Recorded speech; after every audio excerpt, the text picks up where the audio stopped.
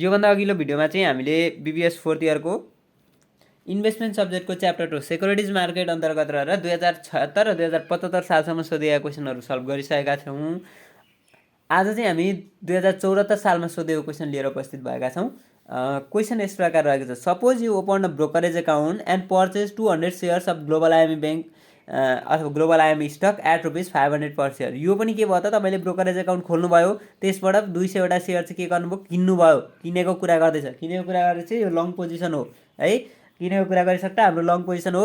कतिमा किन्नुभयो, 500 गोटाले, 500 रुपियाँको गोटाले किन्नुभयो। एउटा सेयरको भ्यालु 500ले किन्नुभयो भनेपछि यु बरोड 40,000 चाहिँ के गर्नुभयो त, ब्रोकरेजबाट, ब्रोकर एकाउन्टबाट अथवा ब्रोकर जुन कम्पनी हुन्छ त्योबाट चाहिँ 40,000 बराबरको चाहिँ के गर्नुभयो, डेप्ट लिनुभयो, बरोड सापटी लिनुभयो to finance a part of purchase the value. त्यो भ्यालु पर्चेज गर्दाखेरिको बेलामा चाहिँ 40,000 बराबरको चाहिँ के गर्नुभयो, तपाईँले सापटी लिनुभयो अथवा लोन लिनुभयो। अब त्यो जुन लोन लिनुभएको छ ब्रोकरबाट, त्यसमा 8% चाहिँ वार्षिक ब्याज भुक्तानी गर्नुपर्ने हुन्छ तपाईँले। क्वेसनले भनेको है, मैले भने होइन। अनि ए नम्बरमा भन्यो, what is the initial margin if your account the first purchase of stock. त्यो स्टक किन्दै गर्दाखेरि तपाईँको इनिसियल मार्जिन चाहिँ कति थियो, कति हुन्छ भन्दैछ। इनिसियल मार्जिन हामीले कसरी निकाल्छौँ भन्दाखेरि इनिसियल मार्जिन निकाल्ने फर्मुला भनेको equity divide by total assets हो। Equity divide by total assets हो अभियसली हो। अब इक्विटी चाहिँ हामी कसरी निकाल्छौँ त, इक्विटी नै छैन त भन्नुहुन्छ होला।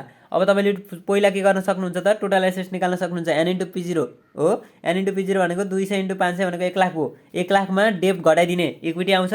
टोटल एसेट्समा डेप्ट घटायो भन्दा हाम्रो इक्विटी आउने हो। इक्विटी भनेको 60,000 रहेछ, भागा हाम्रो टोटल एसेट्स कति हो भन्दाखेरि 2 लाख इन्टु 200 इन्टु 500 भनेको 1 लाख। 60,000 भागा 1 लाख गर्दाखेरि कति आयो त, 60% आयो। त्यो नै हाम्रो के हुन्छ त, इनिसियल मार्जिन रिक्वायरमेन्ट हुन्छ अथवा इनिसियल मार्जिन हुन्छ। तपाईँले सुरुमा चाहिँ त्यति चाहिँ पैसा डिपोजिट गर्नुभएको रहेछ भन्ने कुरा हुन्छ क्या। त्यस पछाडि बिनर चाहिँ if stock price falls 400 per share by at the end of the year. वर्षको अन्तिममा चाहिँ त्यो स्टक प्राइस कति थियो, अघि 500 थियो, घटेर 400 भयो। What is the actual margin in your account. तपाईँको एक्चुअल मार्जिन कति हुन्छ भन्दैछ क्या। एक्चुअल मार्जिन अब हामी निकाल्न सक्छौँ। एक्चुअल मार्जिन भनेको पनि त्यही इनिसियल मार्जिनकै जस्तो फर्मुला हुन्छ, टोटल एसेट्स माइनस डेप्ट डिभाइड बाई टोटल एसेट्स। तर त्यहाँनिर चाहिँ प्राइस चेन्ज भएको वाला राख्नुपर्छ है, प्राइस चेन्ज भएको वाला राखिदिने, एक्चुअल मार्जिन आइहाल्छ। अनि इफ मेन्टेनेन्स मार्जिन रिक्वायरमेन्ट चाहिँ 35%, do you receive a margin call भन्दैछ। अब जुन तपाईँको यहाँनिर जुन बी नम्बरमा एक्चुअल मार्जिन आएको हुन्छ त्यो एक्चुअल मार्जिनसँग कम्पेयर गर्ने हो। एक्चुअल मार्जिनसँग कम्पेयर गर्दाखेरि यदि एक्चुअल मार्जिन चाहिँ ठुलो छ भने है, यदि एक्चुअल मार्जिन चाहिँ ठुलो छ भने त्यहाँनिर के हुन्छ त, मार्जिन कल रिसिभ हुँदैन। किन रिसिभ हुँदैन त भन्दाखेरि उसले राखेको धितोको भ्यालु नै ठुलो छ। उसले जति माग गरेको त्योभन्दा धेरै भ्यालु छ भने त उसले फेरि माग्दैन नि त। जति बेला कम हुन्छ त्यति बेला मात्रै माग्ने हो क्या। मेन्टेनेन्स मार्जिन ठुलो भएको अवस्थामा अथवा एक्चुअल मार्जिन सानो भएको अवस्थामा मात्रै ब्रोकरेज फर्मले के गर्छ त, मार्जिन कल माग गर्ने हो। त्योभन्दा अगाडि चाहिँ उसले माग गर्न मिल्दैन पनि र गर्दैन पनि क्या। उसँग धितो पर्याप्त हुँदाखेरि त किन माग गर्छ त, हो त्यही कुरा हो। अब त्यस पछाडि अर्को भन्दैछ, what is the rate of return on your investment. तपाईँको रेट अफ रिटर्न चाहिँ कति हुन्छ यो इन्भेस्टमेन्टको भन्दैछ। अब हामी यो सोल्युसन गर्छौँ इन्डिभिजुअली है। यो सोल्युसन हेरौँ ल। नम्बर अफ पर्चेस सेयर कति हो त, 200वटा सेयर किनेको 500 रुपियाँको दरले, यो कुरा आइहाल्यो। बरोड अमाउन्ट अथवा डेप्ट भनेको 40,000 रुपियाँ ब्रोकरेज फर्मबाट लिएको छ, त्यसमा हामीले 8% चाहिँ के गर्नुपर्छ त, ब्याज तिर्नुपर्छ। अब इनिसियल मार्जिन रिक्वायरमेन्ट भन्दै थियो टोटल एसेट्स माइनस डेप्ट डिभाइडेड टोटल एसेट्स हो। अब टोटल एसेट्स त हामीसँग छैन, तर कसरी निकाल्ने हामीलाई फर्मुला थाहा छ। एन इन्टु P0 भनेको टोटल एसेट्स, 200 इन्टु 500 भनेको 1 लाख भयो। 1 लाख माइनस 40,000 भनेको कति भयो त, 60,000 भयो। यो तल 1 लाख भयो। 60,000 भागा 1 लाख भनेको 60% हाम्रो के आयो, इनिसियल मार्जिन आयो। अब यदि स्टक प्राइस चाहिँ 400 रुपियाँमा झर्छ अरे है, 400 रुपियाँमा झर्छ, एक्चुअल मार्जिन कति हुन्छ भन्दैछ।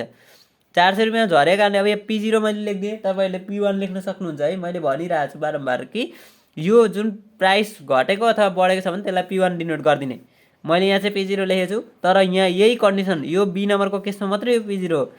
तर हामीले P1 लेखेर एडजस्ट गर्न सक्छौँ। भरे यहाँ तल P1 लेखेको छ अनि यहाँ P0 छ, यो P0 कसरी आयो भन्नुहुन्छ होला, बरु P1 नै लेखिदिन्छु है। एन इन्टु P1 माइनस डेप्ट। यो P1 भने चाहिँ कस्तो भने नि, प्राइस बढ्दा होस् अथवा घट्दा होस्, अगाडिको सुरुमा दिएको P0 हुन्छ, त्यस पछाडि बढेको प्राइस होस् अथवा घटेको प्राइस होस् त्यसलाई हामीले P1 भन्छौँ। त्यो 400 छ। अब त्यो 400 हुँदा टोटल एसेट्स पनि हाम्रो चेन्ज हुने भयो, किनभने हाम्रो नम्बर अफ सेयर कति त 200। अब त्यो जुन 500मा किनेको थियो त्यसको भ्यालु नै घटिसकेपछि त हाम्रो टोटल एसेट्स बढेर त जाँदैन, अभियसली त्यो पहिलाको जति पनि हुँदैन। त्यस कारणले घट्यो। 200 इन्टु 400 भनेको 80,000 भयो। 80,000मा हामीले लोन कति लिएको, 40,000 लिएको। हो 40,000 लिएको भनेपछि कति भयो त हाम्रो 40,000 माथि रह्यो तलपट्टि 80,000 40,000 भागा 80,000 भनेको 50% चाहिँ अहिले एक्चुअल मार्जिन भएछ। अब मेन्टेनेन्स मार्जिन र एक्चुअल मार्जिन जो उसले दिएको थियो मेन्टेनेन्स मार्जिन चाहिँ 35% हो भने मार्जिन कल प्राप्त हुने कि नहुने भनेको थियो। हामीसँग अहिले धितो हामीले कति राखेको छौँ 50% बराबरको चाहिँ अहिले अझै धितो छ हामीसँग होइन। सुरुमा हामीले मतलब सुरुमा क्यास डिपोजिट चाहिँ 50% गरेका रहेछौँ 80,000 को 40,000 रुपियाँ चाहिँ हामीले के गरेका छौँ त क्यास डिपोजिट गरेका छौँ 40,000 ऋण लिएका छौँ भनेपछि 50% छ। उसले माग गरेको भनेको 35% मात्रै हो भने त्यहाँ मार्जिन कल रिसिभ हुँदैन भनेर डिसिजन लेख्छौँ। If maintenance margin is requirement is 35%, the investor will require a margin call because actual margin is greater than maintenance margin. Maintenance margin भन्दा actual margin ठुलो भएको कारणले गर्दाखेरि चाहिँ त्यहाँनिर इन्भेस्टरले चाहिँ मार्जिन कल माग गर्दैन इन्भेस्टरले चाहिँ मार्जिन कल रिसिभ गर्दैन अथवा ब्रोकरेजले चाहिँ विल नट रिक्वायर माग गर्दैन भनिदिने हो। इन्भेस्टरले रिसिभ गर्ने ब्रोकरले माग गर्ने कुरा हुन्छ ल। रेट अफ रिटर्न भनेको चाहिँ P1 - P0 plus D1 - I अनि डिभाइडेड बाई चाहिँ P0 × IM। अब यो P0 × IM किन आयो त भन्नुहुन्छ होला। यो हाम्रो इनिसियल मार्जिनको कुरा छ मार्जिन डिपोजिटको कुरा भइसक्दा हाम्रो के हुन्छ त्यहाँ P0 divide by P0 × IM हुन्छ तलपट्टि डिभाइडमा।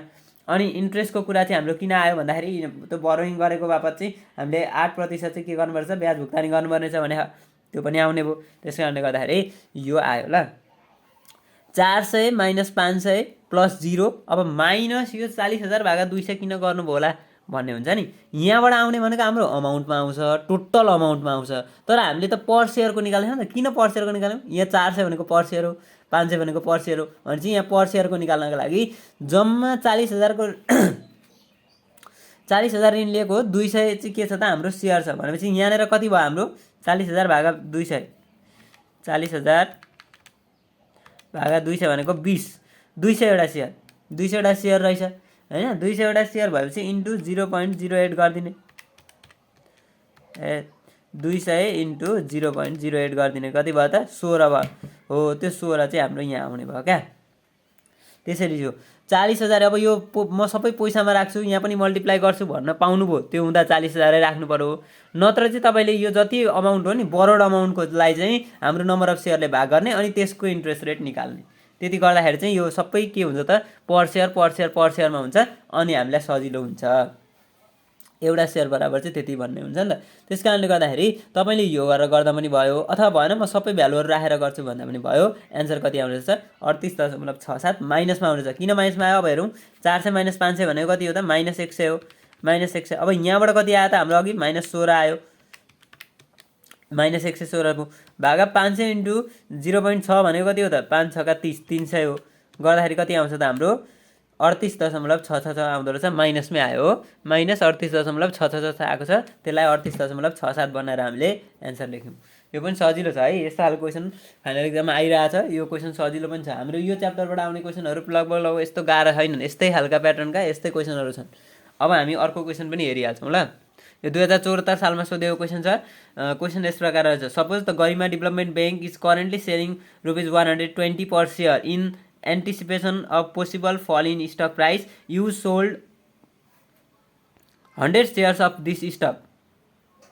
अब यसले के भन्दैछ भने नि गरिमा डेभलपमेन्ट ब्याङ्कले चाहिँ अहिले भर्खरै कतिमा बेच्दैछ त करेन्टली सेलिङ 120 पर सेयर 120 मा बेच्दैछ इन एन्टिसिपेसन इफ पोसिबल फल इन स्टक प्राइस।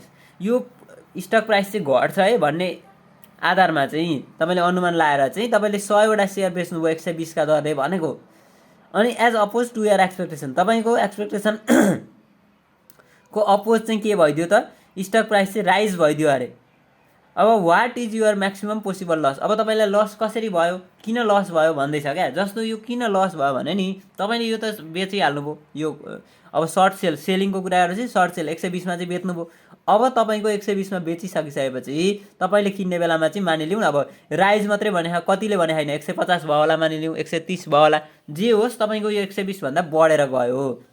तपाईँको अपोज जुन अपोज छ तपाईँले एक्सपेक्टेसन गरेको चाहिँ उल्टो भइदियो भने चाहिँ अब तपाईँलाई कति पोसिबल लस होला भन्दैछ। अनि what will happen the maximum loss if you simultaneously place the stock buy order at ₹128। अब तपाईँले चाहिँ कति चाहिँ तपाईँलाई म्याक्सिमम लस हुन्छ यदि तपाईँले चाहिँ प्लेस अर्डर गर्नुभयो अरे क्या 128 प्राइस हुँदाखेरि चाहिँ मलाई यति बराबर 100वटा सेयर चाहिँ दे मैले उता रिटर्न गर्नु छ भनेर माग्नुभयो, अर्डर गर्नुभयो भने चाहिँ तपाईँलाई कति लस हुनेछ, पोसिबल लस कति हुन्छ म्याक्सिमम त्यो निकाल्नु भन्छ। एक्सप्लेन विथ योर एन्सर निकालेर चाहिँ तपाईँले एक्सप्लेन गर्नु भनेर भन्दैछ। अब यो हामी गरौँ ल। यो सजिलो छ, अलिकति डिसिजन लेख्ने खालको छ, किनभने यहाँनिर चाहिँ तपाईँको प्राइस दिएको छैन, बढेको प्राइस चाहिँ दिएको छैन, यदि बढ्छ भने मात्रै भने हो नि त, त्यस कारणले यो डिसिजन लेखिदिने हो। अनि लास्टको यो चाहिँ तपाईँले के गर्नुपर्छ त, लेखिदिनुपर्छ एन्सर है, यो एन्सर चाहिँ लेखिदिनुपर्छ, यतिले चाहिँ लस हुन्छ भनेर। ल अब यसको सोल्युसन हेरौँ। ल number of short share sold कति हो त, 100 सेयर हो है, नो सेयर होइन, यो 100 हो, 100 हो। अनि सेलिङ प्राइस P0 भनेको 120 छ। प्रोसिड फ्रम सेल तपाईँले बेचेर कति प्राप्त गर्नुभएको छ, 12,000 प्राप्त गर्नुभएको छ है। अब क्वेसनले के भन्दैछ भने यदि तपाईँले चाहिँ अब यो घट्छ भनेर बेच्नुभयो अहिले, तर घट्नुको सट्टा के भइदियो, बढिदियो, if stock price rises your maximum possible loss occurs, तपाईँलाई चाहिँ धेरै पोसिबल लस हुनसक्छ। अब यति हुनसक्छ भनेर, यति हुन्छ भनेर त हामीले ग्यारेन्टी दिन सक्दैनौँ, किनभने स्टकको प्राइस कतिले बढ्छ भन्ने कुरा हुन्छ नि त त्यहाँनिर।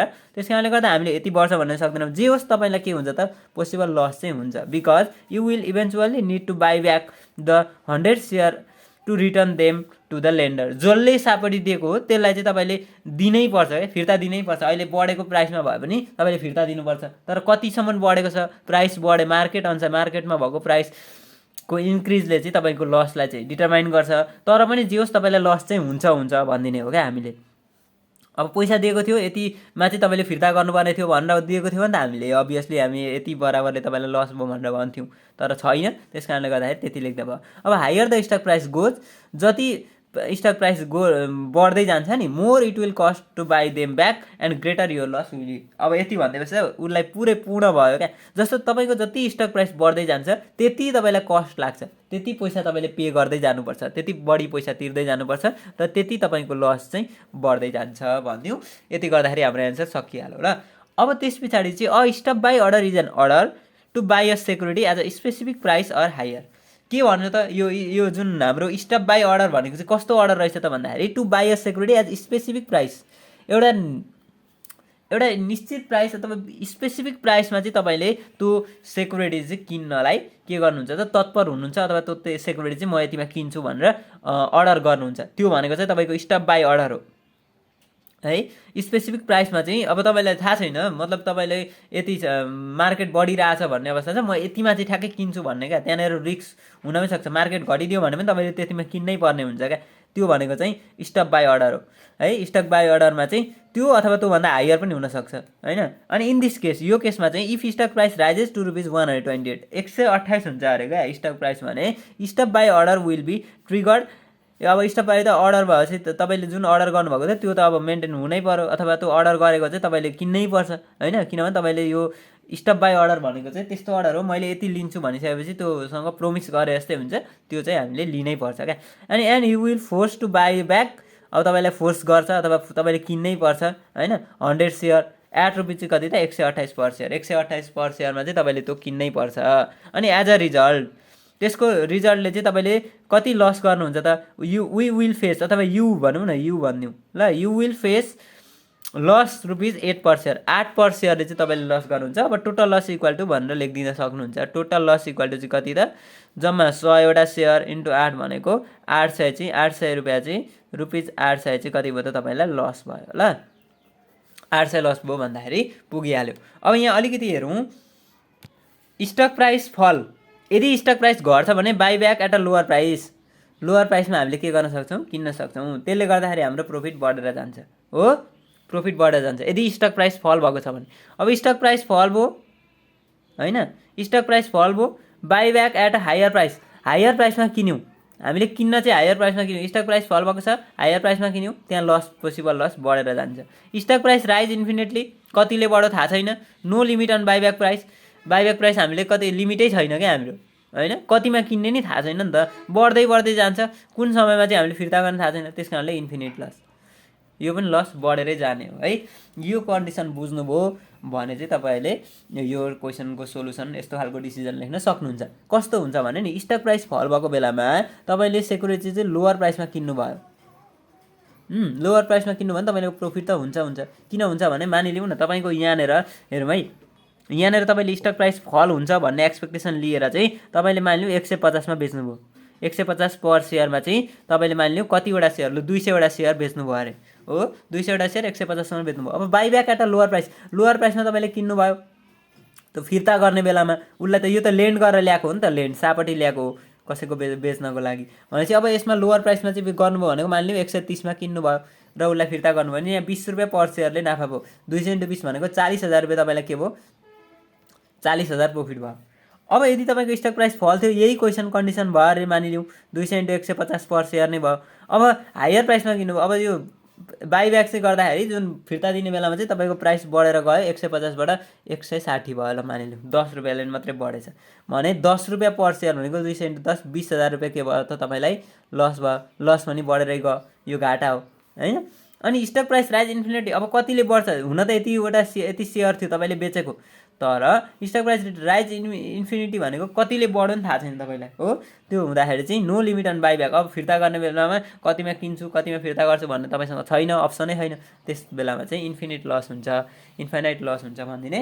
यसरी चाहिँ हाम्रो यो क्वेसन पनि सकिन्छ। 2074 सालमा सोधेको क्वेसनसम्म हामीले सल्भ गऱ्यौँ, यानि कि क्वेसन सिरियल नम्बर 10 सम्मको भिडियोहरू हामीले सक्यौँ। तपाईँलाई यो भिडियो पनि कस्तो लाग्यो, भिडियो मन पऱ्यो भने भिडियो लाइक गरिदिनु होला, च्यानल सब्सक्राइब गरिदिनु होला र नजिकै रहेको बेल आइकन क्लिक गर्न नभुल्नु होला। हस्, थ्याङ्क यू।